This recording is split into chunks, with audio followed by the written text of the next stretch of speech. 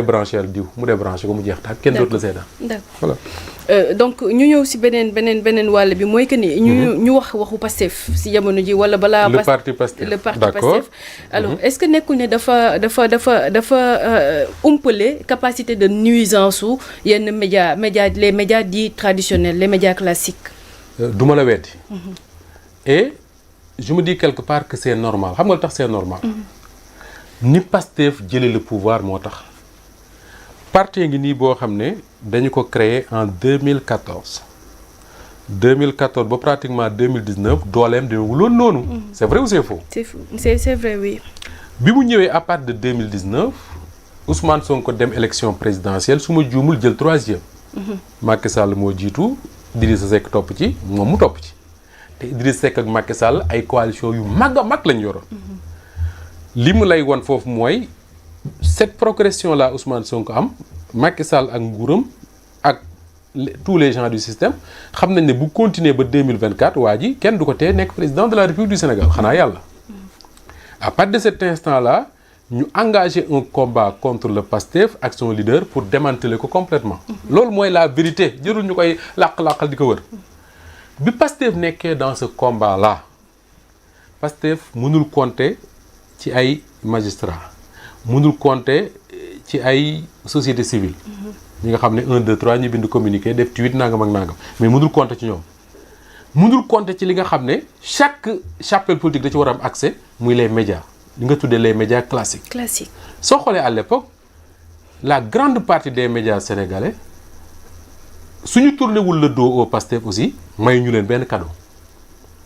le Pastef ci lan la compter woon pour communiquer pour sa communication. Sur les réseaux sociaux. Ousmane Sonko ci réseaux sociaux yi lay waxe les leaders de son parti ci réseaux sociaux yi la ñu nekk. les militants de son parti ci réseaux sociaux yi la ñu nekk. même bu ñu bëggee organiser wu ñoom pour seen ay activités ak yooyu c'est à travers les réseaux sociaux au moment où su Macky Sall bëggee activité wala leneen day fay ci médias yi ñu koy publicité di ko defal lu ne. Pastef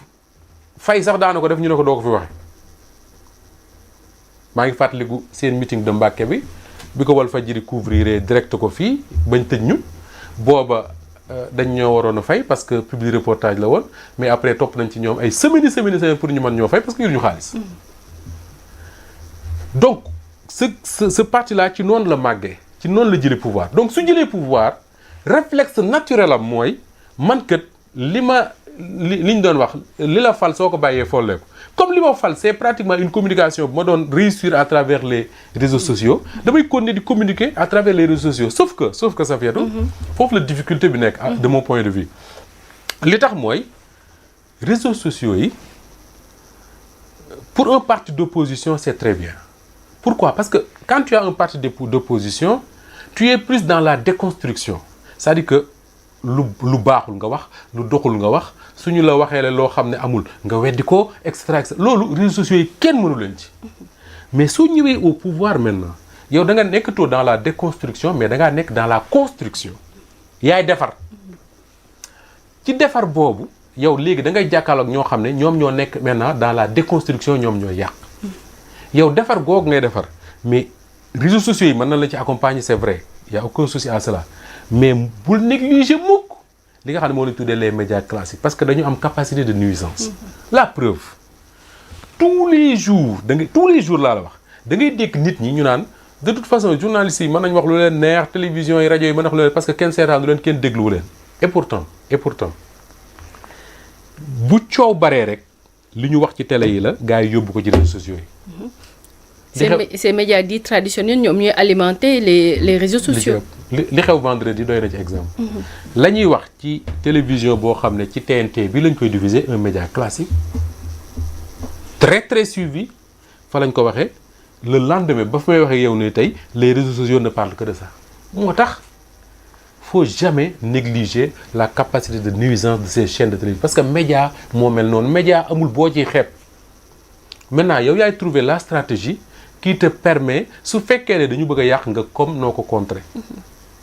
loolu laa doon wax démb du ma ci ñëwaat. moo tax ma ne la faut pas négliger ça. D'accord. Faut pas également avoir peur de ça. Pourquoi? Parce que le Pastef mi nga xam ne amul woon benn moyen. dañ daan cotiser waa diaspora bi ñu daan cotiser di leen jox les médias nekk contre ñoom mais teewul ñu dem jëli le pouvoir ce Pastef là bu organisé woon ni mu war a organiser soxlawul muy ragal benn média parce que parfois aussi j'ai l'impression que on a un pouvoir wala boog certains membres du pouvoir qui sont frileux wala boog ñu ragal lu leen mësul dal moo leen dalal dañu jékki-jékki yore pouvoir bi rek ragal certains médias amul ragal amul dara mais faut pas du tout les négliger wala fi ñuy wax ne noonu kenn du ko xeeb Balla Gaye mii di mbër boo ko yoxoon jaaw jaal te bu dee mbër dëgg dina ko préparer ni muy préparer Modou Lo. ah tu penses que dañoo ragal.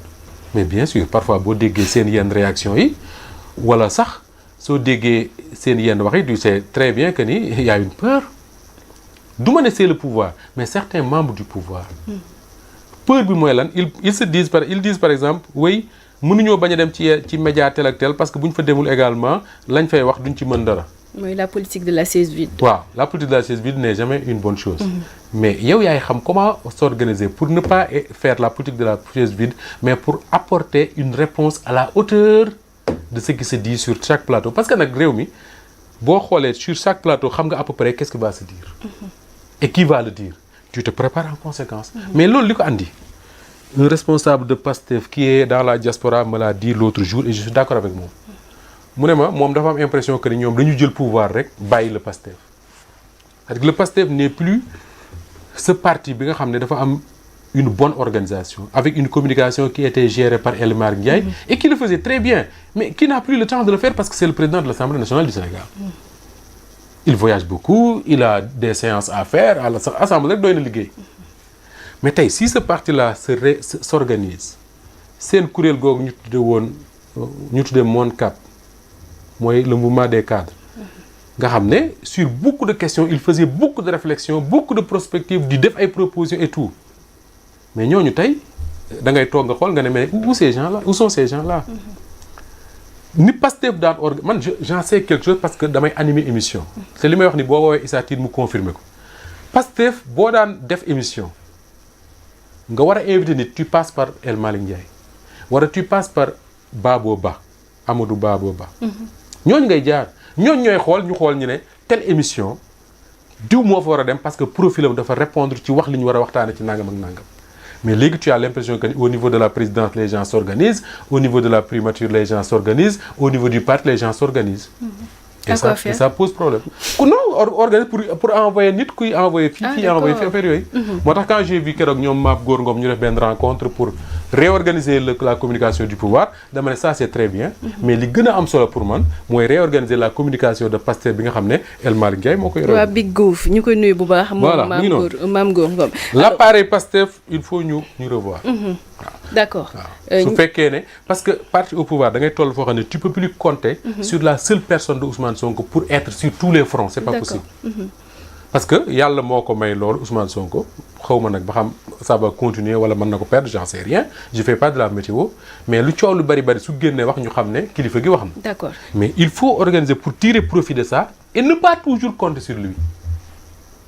mais tey tu regardes le Pastef mais soo génnee je crois que y a quelqu'un qui l'a dit man xaw ma Sa Ndiogou dafa am na fu ma gisee daal ce matin xaw ma fa laa gisee su la Waly Diouf Bodian rawee Fadilou Keita Babo Ba mais day difficile pour nga gis ñuy dem tenir dëgg la débat ak Amadou Ba bien sûr. benn grosse pointure. alors Moustapha léegi sànq ñu ngi wax ay par bu fekkee ne mën nañ ko méngale noonu. des débats de bas étage mais bu fekkee ne ñu ngi ñaawlu loolu mais pendant ce temps on voit que ni